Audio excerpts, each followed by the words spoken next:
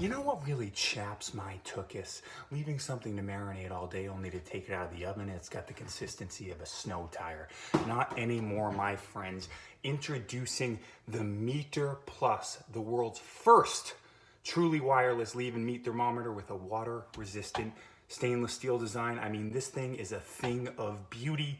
It is designed with internal and external temperature sensors to ensure the perfectly prepared meat for any meal.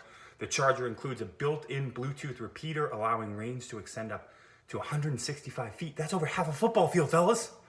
The companion app, available for iOS and Android, provides recommendations for meat preparation, tracks finish and resting time, and saves cook history. Don't be stubborn, grill masters. This is a necessity for amateur cooks. Go to meter.com, get yourself a meter. Perfect cook every time. Let's go. Bye. All right, fellas, 3, 2, 1. Good morning and welcome to your Tuesday edition of the Morning Jog. My name is... What was that, Robbie? Nothing out of me. Oh, I thought you said something. I would never interrupt your intro, Matty. Holy gummies, Matt. Did you hear something out of there, Francis? Not at all. I think Matt's brain is short-circuiting here. To be expected. I mean, it's what, episode 48? I thought I heard something. Might have just been that loud painting in your background. All right, I am Matt Cohen. That is obviously Robbie Berger. And, of course, Francis Ellis. How are we, fellas? Take it away, Francis. How are you? I'm pretty well. I don't know. I find that while the weather is this nice, Monday after a weekend is particularly sad.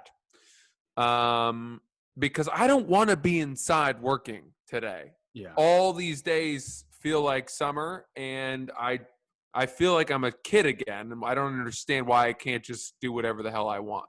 Yeah, French, you got a good tan. What's the tan all about? Are you getting It's just some not sun that. out there? No, I just the lighting. I turn it down a lot, but I am getting some. I have to be very careful. I just I put sunscreen on, but then I can get a little bit of color through that. You're a little too tan to be a guy complaining about being inside. Well, I'm outside all weekend. I just indoors during the week, unfortunately. Yeah, I combat the Monday blues. If I get in a workout on Sunday and drink a lot of water, get to bed at a reasonable hour, I can feel good about doing whatever I want on Friday, Saturday, and Monday isn't like such a struggle. You got that recoup day, no? Yeah, you got to get the recoup day. Got to have it. Mm-hmm. All right, fellas, let's roll into our very first story of the day. Here's a guy's name I never thought I'd say after 2012, Aubrey Huff. The former San Francisco Giants first baseman proved his manhood Sunday by mocking LeBron James for carrying a purse with his pregame outfits. Huff tweeted, quote, "Young men, this is not how a man is supposed to dress. Carrying a purse is not cool. I suppose dressing like this makes it easier to kneel. Hashtag emasculated."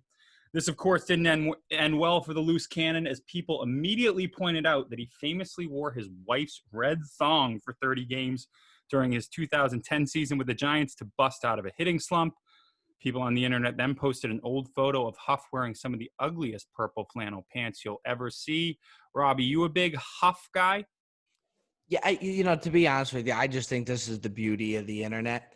It could be so good and it could be so bad. And to get this story on a Monday, it really is a great story. And it goes to show you, you got to really know every tweet that you've ever sent out. And you got to constantly check it, because it could so quickly come back just to bite you in the ass. And, I mean, this guy, boy, you talk about biting him in the ass. That's awesome. This is the most this isn't just a one-off tweet. I mean, this guy, I'll get Francis' take, and then we'll revisit some of Huff's famous tweets. Well, I think this is the thing. All we would need to do, if you disagree with Aubrey Huff's political leanings or whatever on all this on the kneeling stuff, all you have to do is ignore him.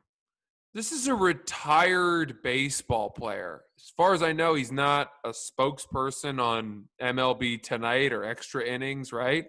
No, in 2014, he had 8-month stint as an announcer, and then they were like, "No, probably not." Matty Okay. Ice does his research. Good, Matty Ice good. does his research. I didn't know. I said as far as I know. I was open to the idea that he might have been. But my point being, let him fade into oblivion. Who's the guy, the former Mets guy who is insane and just grumbles and was That an would be. addict? I'll tell you who that is. That's Lenny Dykstra. Yeah, Lenny Dykstra. If Lenny Dykstra started tweeting about kneeling and all that, would anyone care? Or would we just be like, Lenny Dykstra's brain doesn't work? You got to sort of pick and choose what you ignore. By continuing to engage with somebody like Aubrey Huff, you're giving him power. That said, this underwear and the purple pants response are the perfect responses. Yeah. It's perfectly fine to engage with them if you're just being like, well, what you said didn't faze me. Look at how stupid you look. And you kind of give them shit. Yeah. I think that's a much more viable tactic for combating hate or whatever it is than being like, trying to turn it into some crazy, I'll be honest who's with with me, you. who's against me. I didn't know he had other tweets. What I thought it was just him busting LeBron James balls for what he wore, and it turned back and bit him right in the ass. No, I think he goes off about the kneeling stuff a lot. Oh, yeah. Okay, they did something to celebrate that World Series team. I think it was 2010, and they had like some ball or gala or something, and this guy wasn't invited. And they like released something, dude. This is just from January. So he proposed America invade Iran and kidnap 10 of their women to, quote, fan us and feed us grapes, among other things. Then he responded to the Giants hiring a first full-time female assistant coach in the history of the MLB. And he said, I couldn't imagine taking baseball instruction from an ex-female softball player. Then he called like everybody who wears a mask like a pussy. So this guy is like, I mean, he makes Kurt Schilling look like a liberal. Yeah. Yeah, the guy's a fucking nut job. But let's move on from Aubrey Huff and never talk about him again. And we'll move on to Odell Beckham. He's publicly calling the NFL to cancel the 2020 season, saying it's just too dangerous to play with COVID still wreaking havoc. Quote, I feel like this season shouldn't happen, Odell told the Wall Street Journal, and I'm prepared for it not to happen, and I wouldn't mind not having it. It's important to note that the interview took place just before the NFLPA reached an agreement with the league about COVID protocol on July 24th.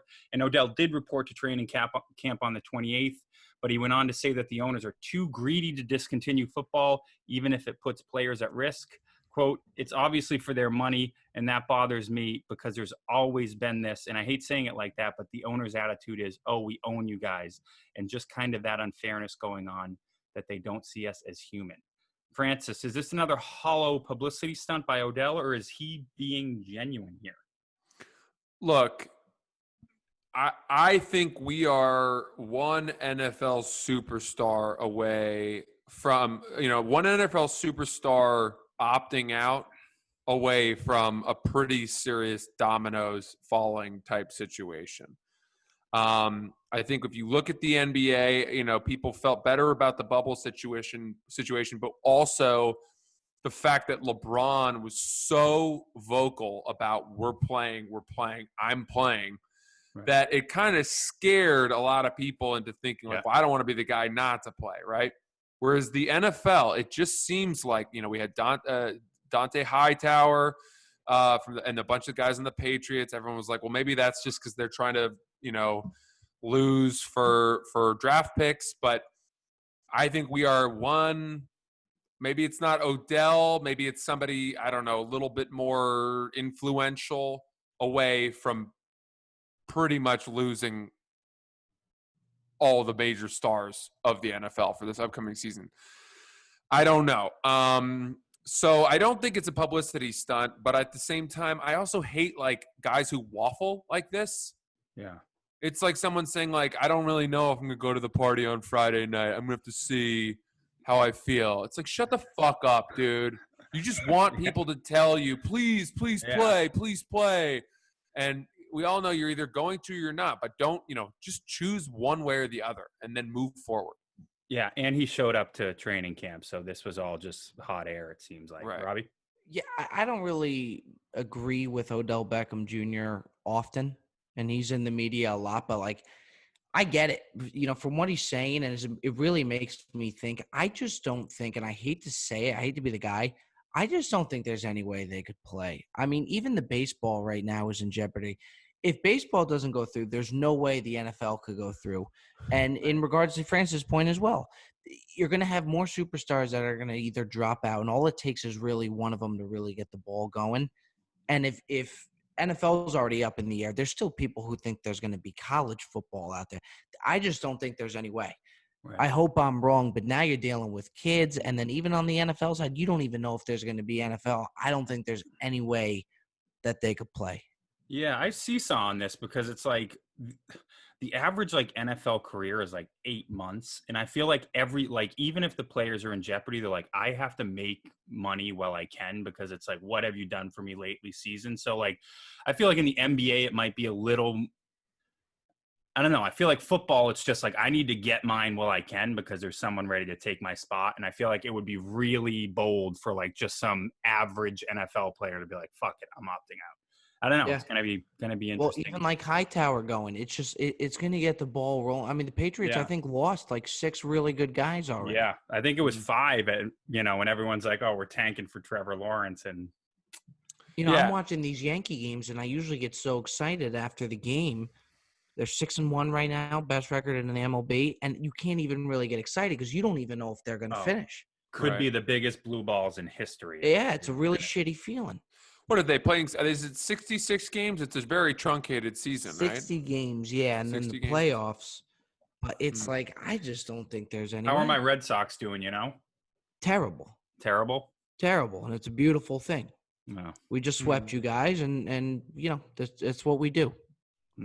Are you, Nice. now that you moved to Cali, are you like gonna be like a Chargers fan or something? Or No, even the people in Cali aren't Charger fans. I know that's what I was gonna say. Nobody You'd be is the a one. Charger fan. Well, the Dodgers have a pretty good fan base. Their right? fan base is really good. I don't think Yeah. Laker fans are great. Dodger No. fans are great. Yeah. Isn't it like super dangerous to go to those games? Like I remember, like there's always seems to be like there was like a murder in the parking lot a couple Yeah, years yeah. ago. yeah, I San remember Francisco that. Giants No, guy. I think that was Yeah. a freak accident. But the fans are rowdy and they're knowledgeable fans too. Like they really know the Lakers. I think it's a total different.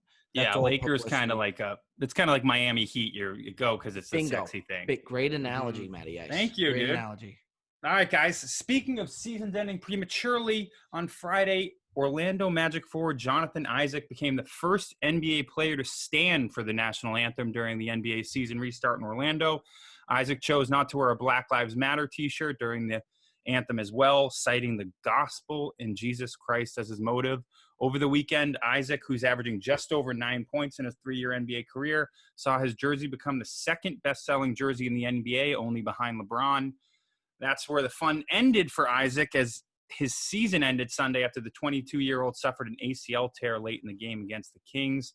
Despite the seriousness of this injury, many NBA fans celebrated Isaac's injury as karma for his choice to stand for the anthem.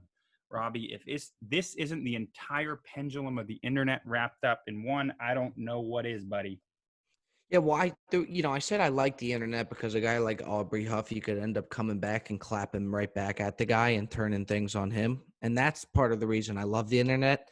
The bad part to the internet is this type of stuff. And like, I was looking at a post of him when they announced it on like House of Highlights.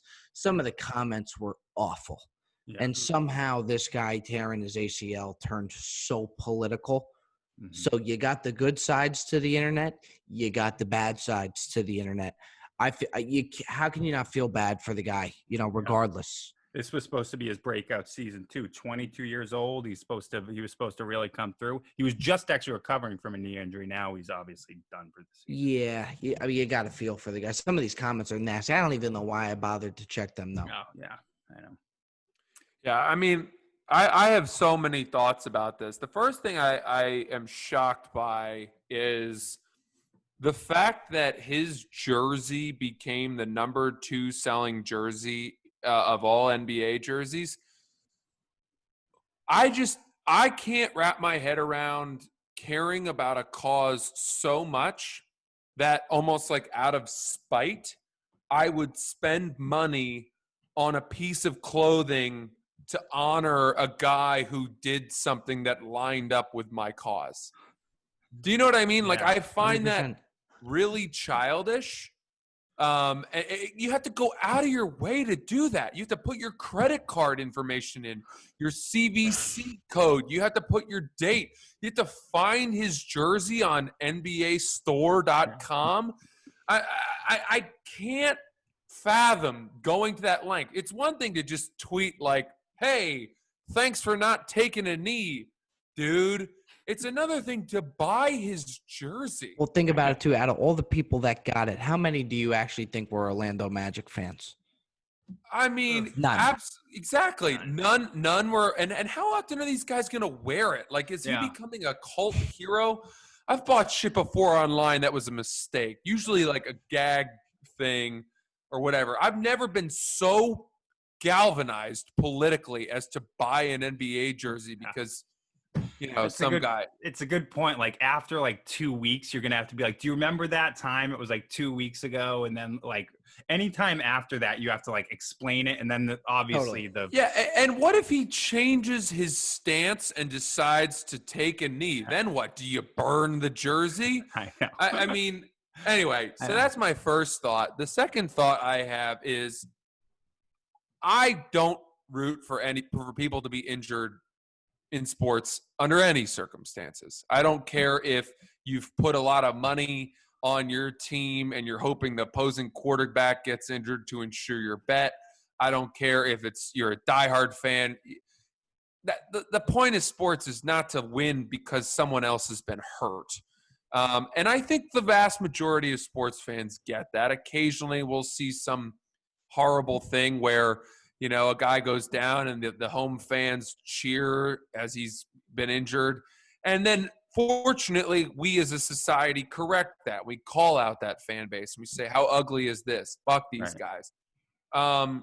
So if that's the way we feel, then you can't champion the irony of this when it goes in your favor either. I think the majority of the people who are saying like, well, rah, rah, I'm glad this guy took a knee. How funny is it? That's God saying like, you know, you should have taken a knee.